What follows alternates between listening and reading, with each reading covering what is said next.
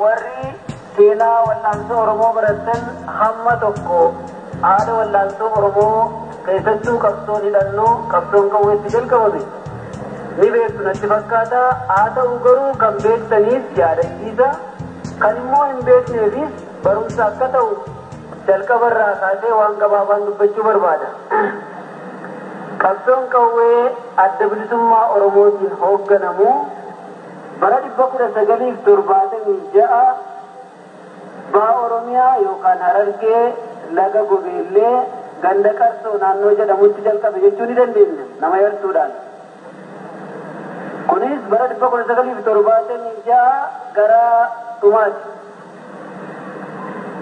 Utuu kanaan jiramu gargaarsa alaa tokko malee, deeggarsa mootummaa alaa tokko malee ummata Oromoo bal'aa abdachuudhaan wal'aansoon nama yartuutiin jalqabame kun yeroo gabaabaa keessatti nama hedduu horachuu danda'eera.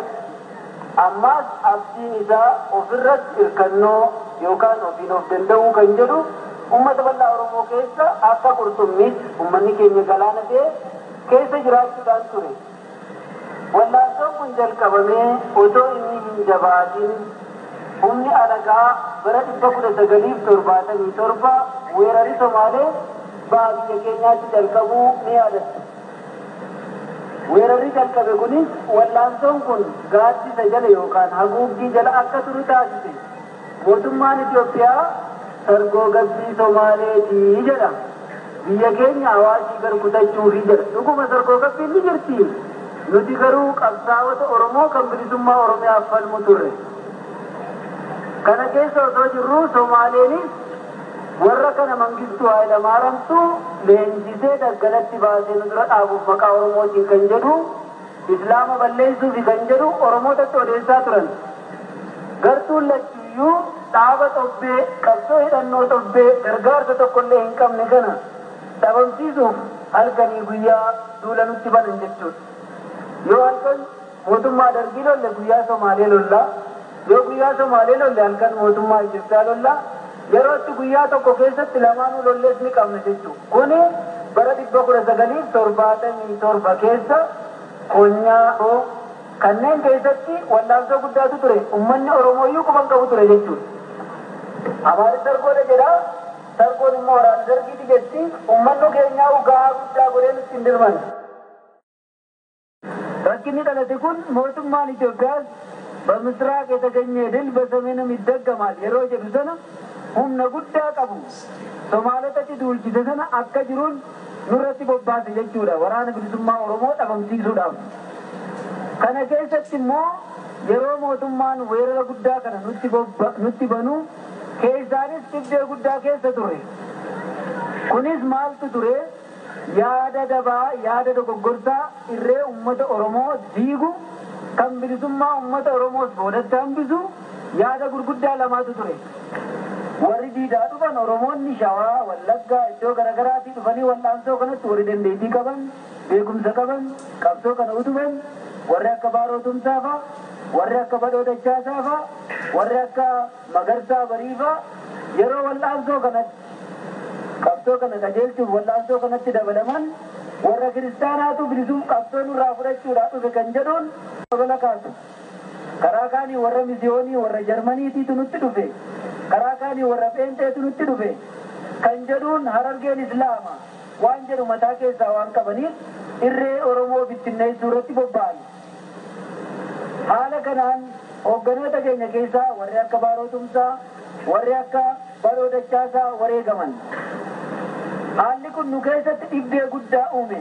Namoonni hedduunis hamilee caban, abdii kutatan, diinatti galuu calqaban jechuudha. Kaan ganee gara biyya alaatti, kaan mootummaa Itoophiyaatti harka kennate, kaan immoo ganda isaatti galuu calqabe. Aduun bilisummaa xiqqoo ishii qayyoonni ishii mul'ate gara dimimmisuutti deebite jechuudha. Gadda guddaatu ture Oromoon. Qabsaa'onni irratti hafanii fallisaa maali kan jedhu namni wal shakkuun gargar qoodamuun nu haala kana keessa jiru. Mootummaan Itoophiyaa immoo duula guddaa Arsii, Baale, Harargee irraa osoo nafin walga'iin laga Waabeeti kan jedhu duula guddaa humna 20,000 ol ta'u nutti bobbaasan.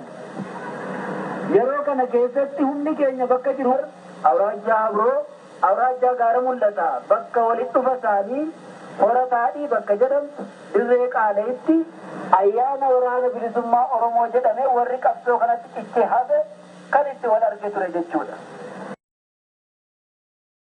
Ayyaanni kunis ayyaana dukkanarraa gara ifaatti, ayyaana xiqqeenyarraa gara kabajaa fi guddinaatti, ayyaana milkii fi injifannootti akka tarkaanfatu gammachuu guddaa waraanni keenya ayyaaneeffatee ayyaana kanarrattis jaalle gadaa gammadaa har'a qabsoo kanarratti kan wareegaman miseensa ajaja siyaasaaf waraana olaanaa adda bilisummaa Oromoo kan ture akkasumas gaafatamaa damee poolitikaa kan ta'e ayyaanni kun bara baraan ayyaana waraana bilisummaa Oromoo ta'e akka ayyaaneeffamu ayyaana sanarratti murtii kana nu dabarsan jechuudha.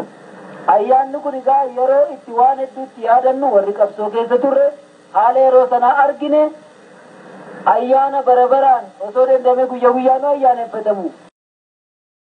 Yeroo sanaa kaasee ayyaanni ammajjii waraana bilisummaa Oromoo biratti yaadannoo guddaadhaan yeroo garagaraatti bifa garagaraatiin kabajamaa as ga'e jechuudha. Ayyaana kanaas yeroo garii carraa argannee ummata bal'aa Oromoo lafa bilisoome keessatti qabsaa'oti keenyaa fi ummanni keenyaas irraa hirmaatanii yeroon gammachuu guddaa itti ayyaaneffannes ni jira. Yeroo immoo haallis nuu kennachuu didee kaaffii diinaa weeraruudhaan, diina cabsuudhaan, hidhannoo diinarraa guuttachuudhaaf yeroo itti lolaan ayyaaneffannus baay'ee ture jechuudha.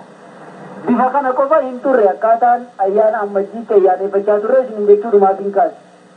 Egaa ammajjiin hambaa yeroo sana qabsootti ciccitee hafteen calqabame har'a ilmaan Oromoo kumaatamaan lakkaa'aman qaqqabee isin fa'aa arginee har'a ayyaana kana ilmaan Oromoo kutaalee Oromiyaa garaagaraa irraa dhufanii fi naannoo kana jiranis wal arginee ayyaaneffachuu danda'uun keenya anaaf akka bilisummaa Oromiyaatti fudhata. Namni haala yeroo sana arge sana hundarraa dandamatee qabsoon kun bakka kana jedhe ga'a jedhee kan yaade baay'ee nama yartuudha. Har'a jaallawwan sun hedduun isaanii hin jiran hoogganaa kaasee amma gajjallaatti qabsoon wareegama isaan gaafattee lubbuu isaanii dabarsanii uummata Oromootiif kennanii nu warra irraa hafe immoo kanaan nu ga'anii jechuudha.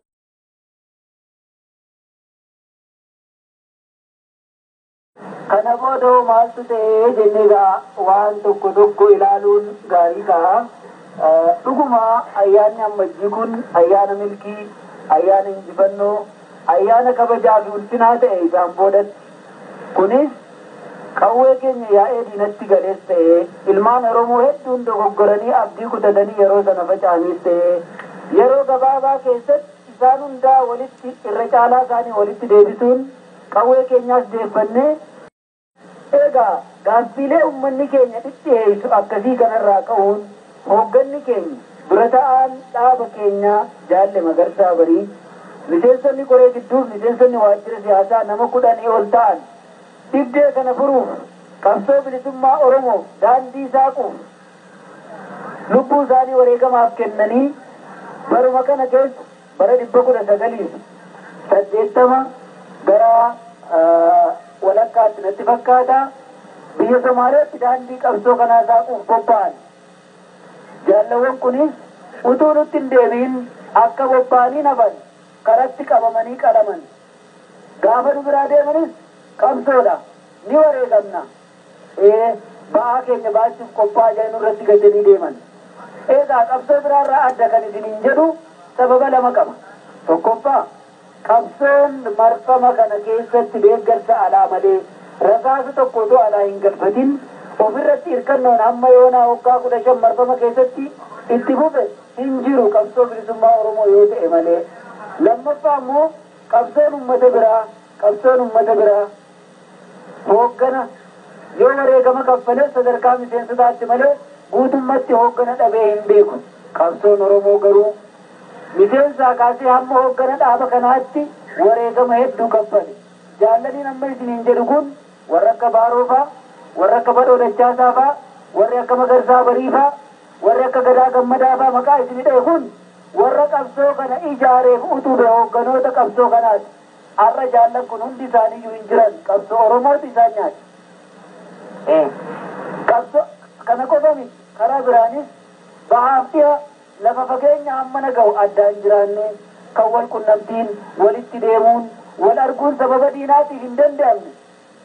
Bakka kana lamaanuyyuu jiraanne yaada tokkoon ilaalcha tokkoon akka qaama tokkootti hamma yoonaa sochoonee asii waliin ga'uuf keenya abdii guddaa bilisummaan Oromoo akka harka keenya jiru kan nuuf mirkaneesse. Oromoon tokko ta'uu, dhibdeen Oromoos tokko ta'uu, yaadi Oromoos tokko ta'uu kun kan nuuf mirkaneesse jechuudha. Nuti har'a abdiin qabsaa'ota Oromoo taankii BM adagaan ittiin dhaadatu osoo hin taane uummata Oromoo bal'aadha. Har'aas taankiin keenya rajmaatiin keenya uummata Oromoo bal'aadha. Namni haala yeroo sana arge sana hundarraa dandamatee qabsoon kun bakka kana jedhe ga'a jedhee kan yaade baay'ee nama yartuudha. Har'a jaallawwan sun hedduun isaanii hin jiran hoogganaa kaasee amma gajjallaatti qabsoon wareegama isaan gaafattee lubbuu isaanii dabarsanii uummata Oromootiif kennanii nu warra hafe immoo kanaan nu ga'anii jechuudha.